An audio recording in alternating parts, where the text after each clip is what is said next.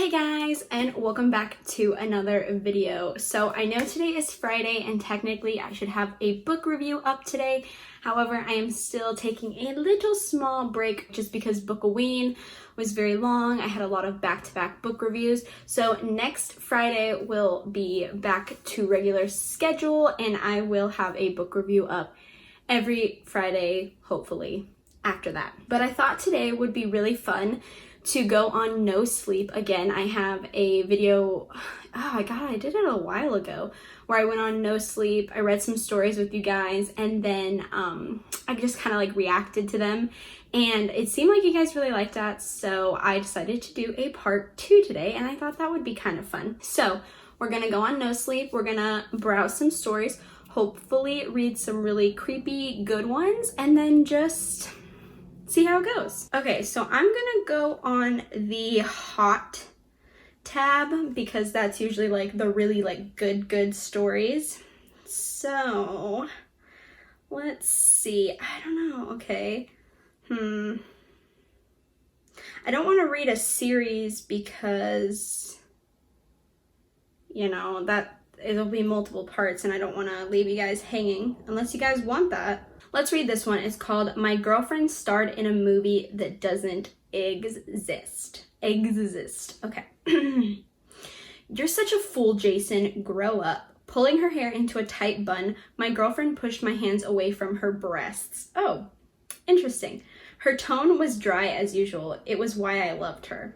If I'm such a fool, what does that make you? I winked playfully, nudging her shoulder. Oh, a fool. I'm not going to say that word, you know, family-friendly content. She responded without missing a beat, causing us to burst into uncontrollable laughter.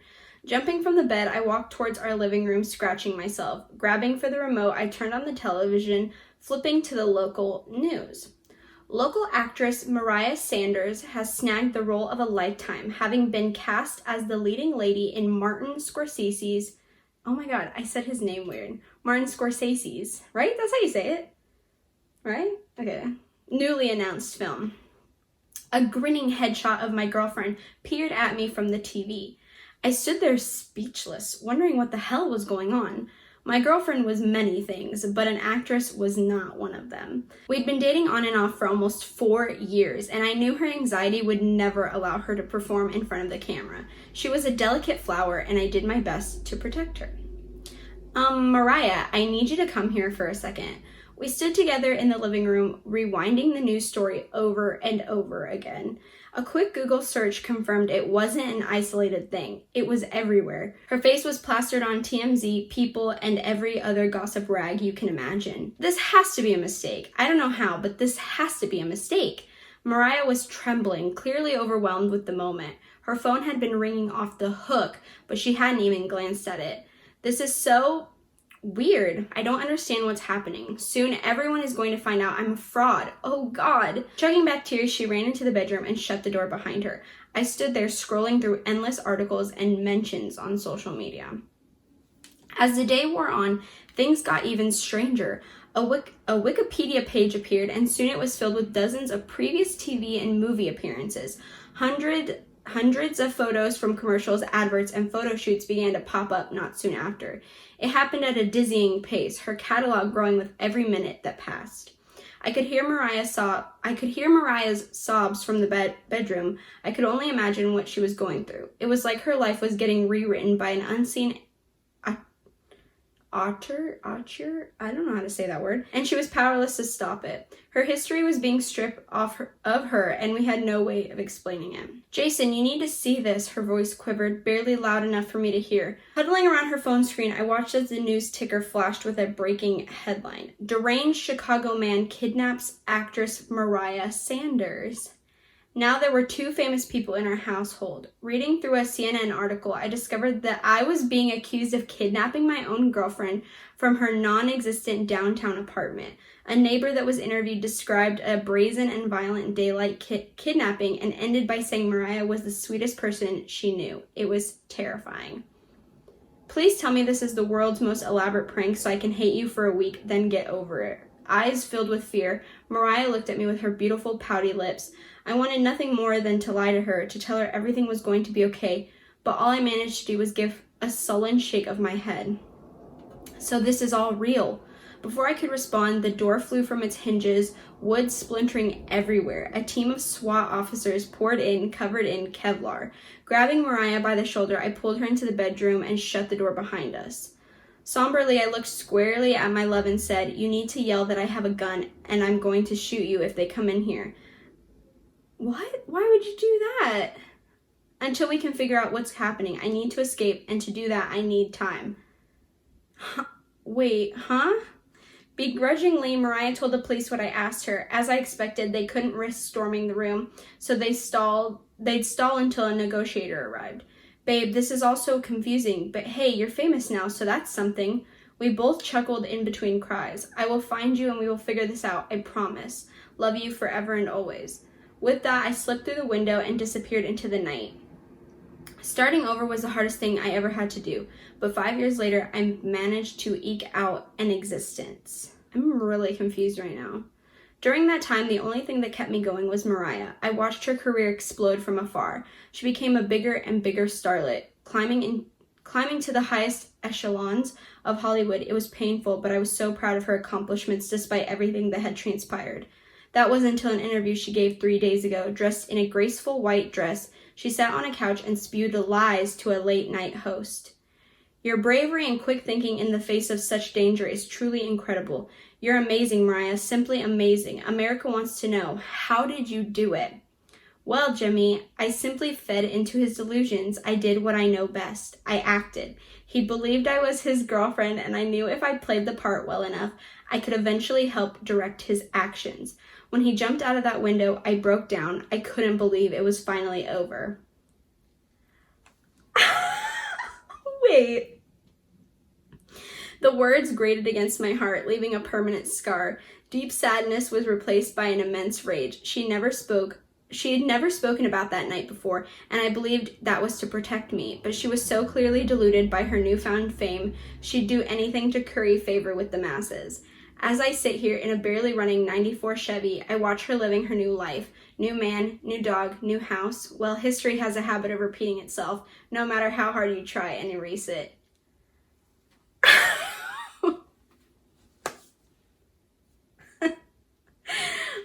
Oh wait, so you're telling me that she was actually an actress and this actually all happened? That is so funny. Wow. That's not what I expected at all. I literally thought this was gonna be like some weird time warp kind of thing where she was like a clone, or that was another like another time of her, like in a different dimension, like it was a different dimensional her or something like that. That's so funny. That was a really, really good one. That was really good. That was good. That was really good.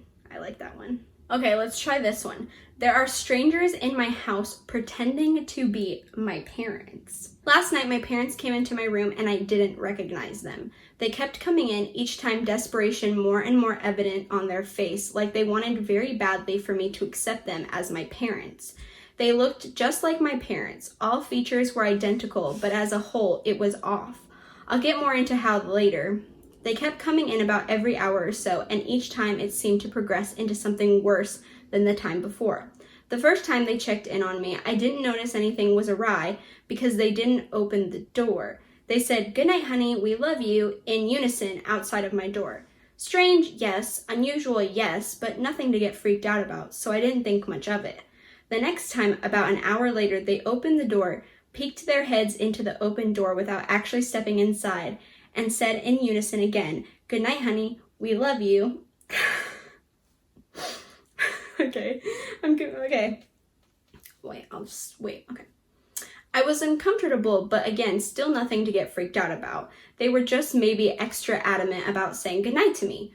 Cool, everything was fine. I decided the best thing for me to do was turn off my light and go to sleep. I figured everything would be normal in the morning and that I had nothing to worry about. They were just having a weird night. Now, to really understand how strange this next part was, I need to paint the picture. Set the scene, if you will. My room is on the right side at the end of a long hallway. At the beginning of this hallway, there is a light switch which turns on the hallway light.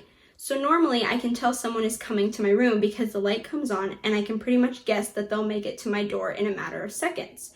It's not much preparation, but it's better than being completely blind, right?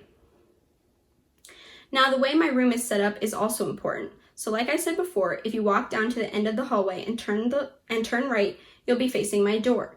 If you open my door standing in my doorway facing completely forward, you're looking at my bed. My bed is in the far right corner, which means I can see the door at all times, and anyone who opens the door will always be looking directly at my bed. And walking straight into my room, the first thing you will run into is the edge of my bed. There's like a 5.5 foot gap from my door and the edge of my bed where my feet lie, okay? Remember this for later. Whew. Okay. Okay, it had been about an hour of lying in bed trying to fall asleep. My light is off, and so the light under my door from the hallway was more apparent. I noticed it turned on, and so I waited. I sat up and stared underneath the door, trying to make out shadows from feet. I saw 2 pairs. I laid back down and pulled the blankets over me, thinking if I pretended to be asleep, they wouldn't come in. I heard the doorknob twist, and so I turned over and sat up, waiting to see what they wanted. This time, the door was wide open, and they took a step inside. The hallway light was still on, which meant the area behind them was lit up, creating a stark contrast. I could really only make out their silhouettes. The shape of their bodies seemed off. My father was now heavy-set in all the wrong places, and my mother, who famously has terrible posture, was standing straighter than I'd ever seen her stand before. In unison, for the 3rd time now, they said, "Good night, honey. We love you." I couldn't immediately tell their voices were off because my very tired brain first attributed it to the fact that they were speaking in sync, but something was definitely different. As fast as they came in, even sooner they were gone, not even waiting for my response. They both spun on their heels and left the room. I decided if they came in again, I was going to turn on a light. Something about all this had started to be very disconcerting to me, and I wasn't going to sit in the dark anymore. I decided I'd wait. Every time they came in, it had been about an hour apart, so I figured if they hadn't come in again in about an hour, they had gone to bed and I too could sleep. I sat in the dark waiting to see that hallway light under the door, and after a little under an hour had passed, I did. I sat up, reaching for the switch on my bedside table so I'd be ready for when they came in this time. I turned it on and watched my door handle very silently and slowly twist. I kept watching as the door opened, and I was met with people I didn't recognize. Oh my God. Whew.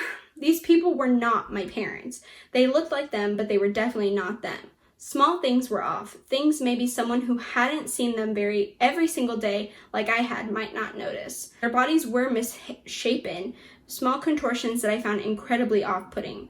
My father, who normally stands tall and proud, was now cowering, and he looked heavy-set and misshapen in places. It was all wrong. He was wrong. It was not him. My mother was standing up straighter than I'd ever seen her stand before. Her hair was redder than it actually was, and the lines and facial features seemed to be slightly off, like someone traced them into just barely the wrong spot. But none of this compared to by far the worst difference: the way they were looking at me. The normal looks of admiration and love were replaced with something that looked very close to desperation, fear. It seemed to burn into my head, and when that fire dissipated, it left me with discomfort. I could tell they were about to speak, so I just sat there, frozen, waiting. Their facial features started to form what I think was supposed to be a smile, but really looked like a wild animal baring their teeth. Paired with the desperate, now very bloodshot eyes, it made my stomach do backflips. I felt immediately sick. As their smiles grew, I watched their necks curve to nearly a 90-degree angle before they said it, that smile never leaving. "Good night, honey, we love you." After that, they again turned on their heels, not bothering to wait for a response from me, and left. That was the last time they came into my room last night, and honestly, I'm terrified to go back to sleep tonight. This morning, my parents looked like my parents again. They didn't look like the people in my room last night, and when I asked them about it, they said they never visited me and blew me off, saying I must have had a bad dream. I know better. It wasn't a dream. I don't know what to do. I don't know what's happening. I'll keep you guys updated after tonight. Ew. You know, there was nothing inherently scary about this until, the 90-degree angle of their necks. Like, can you just imagine someone coming into your room and being like, good night? But it's like, ooh, I don't like that. That one was weird. Okay, let's read one more, and then, you know, that's a lot, 3 stories. I feel like that's good. So let's see. For our last story, let's read Dear Theodore. This seems good. I don't know what it's about, so let's just read it. Dear Theodore, I am the monster hiding under your bed. Personally, I think monster is a bit of a harsh word, but that's what you call me, so that's what I choose to go by. To make it clear though, I go by many names beyond you. Night Stalker is one, the Shadow Man is another. I think I also may have accidentally started a few legends without meaning to. Would you believe that Bigfoot or Slender Man may have just been me taking a stroll through the woods? Truly, depending on who sees me, any human can imagine something different. So far, I like your imagination the best. As I'm writing this, you're 6 years old. For all 6, I've been under your bed. I followed you from the NICU and listened to your crying all the way home from the hospital. I admit that the crib was harder to squeeze myself under, but I managed. I'm grateful you've since upgraded to a big boy bed. It's a lot easier on my back. As you've grown, you leave the house more and more. I'd forgotten that children go to school so young until I heard you return, excitedly rambling to your ignorant parents about the things you'd learn. Mrs. Thomas sounds nice from what you say. I approve of her, for now. Anyone can sound nice coming from you, though, because you tend to see the best in people. It's a quality that gives me hope. This world needs more people with infinite optimism like yours, and you can quote the big scary night monster on that. In fact, you even try to find good things in me. When the moon casts a hideous mix of shadows and light into your room, and the fear of my very presence makes you tremble, I hear you whisper to me, I'm scared. Are you scared too? It's clear that you don't know who you're talking to. To you, I am nothing but a nameless creature with no aim or purpose, just an undetermined maliciousness. You don't even seem to know what I would hypothetically do to you, should you fall asleep while I'm around. In the daytime, you think you're safe from me. Do you think shadows simply disappear, little one? If I wanted to hurt you, I would. You drew me once when you were 4. The crumpled paper ended up under the bed with me. You've never truly seen me, and your art skills were underdeveloped, to say the least, so of course there were a few inconsistencies. Your illustration depicted a haphazard gray scribble with pointed teeth and horns, and too many claws to count, almost like a sickly, demonic porcupine. I couldn't help but be amused when I saw it. I won't say you were completely wrong. I suppose I mention all this because I know that you know nothing about me, but I know so much about you. In fact, I'd like to think that I know you better than you know yourself. I know that you don't like vegetables, but will eat any fruit placed in front of you. I know that your favorite cereal is Reese's Puffs, even though you rarely get to eat them. I know that you only know one curse word, but you're afraid to say it out loud. I know that you want to be a firefighter, but 2 months ago you wanted to be a construction worker, and you will end up being neither. I know the names of all your friends, and which ones will turn out to betray you in the future.